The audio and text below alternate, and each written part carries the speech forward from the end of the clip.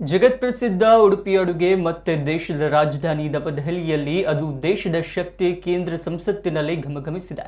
ಸ್ವತಃ ಪ್ರಧಾನಮಂತ್ರಿ ನರೇಂದ್ರ ಮೋದಿಯವರೇ ಬಾಳೆ ಎಲೆಯಲ್ಲಿ ಬಡಿಸಿದ ಉಡುಪಿ ಸಾರು, ಪತ್ರೊಡೆ, ಸುಕ್ರುಂಡೆ, ಹಲಸಿನ ಹಣ್ಣಿನ ಗಟ್ಟಿ, ತಿಮರೆ ಚಟ್ನಿ ಅಡುಗೆ ಮತ್ತು ಆಂಧ್ರ ತಮಿಳುನಾಡಿನ ಕೆಲವು ಖಾದ್ಯಗಳನ್ನೊಳಗೊಂಡ ಈ ಶುಚಿ ರುಚಿಯಾದ ಭೋಜನವನ್ನು ಸವಿದು ಟ್ವೀಟ್ ಮಾಡಿರುವುದು ವಿಶೇಷವಾಗಿದೆ.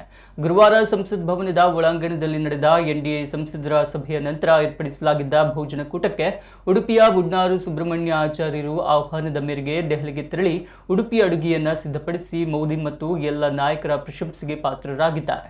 ಭೋಜನ ಸಿದ್ಧಪಡಿಸಿದ ಬಳಿಕ ಸ್ವತಃ ಸುಬ್ರಹ್ಮಣ್ಯರೇ ಮೋದಿ ಸೇರಿದಂತೆ ಎಲ್ಲರಿಗೂ ಊಟ ಬಡಿಸುವಲ್ಲಿಯೂ ಕೈ ಜೋಡಿಸಿ ಸಂತಸಪಟ್ಟಿದ್ದಾರೆ.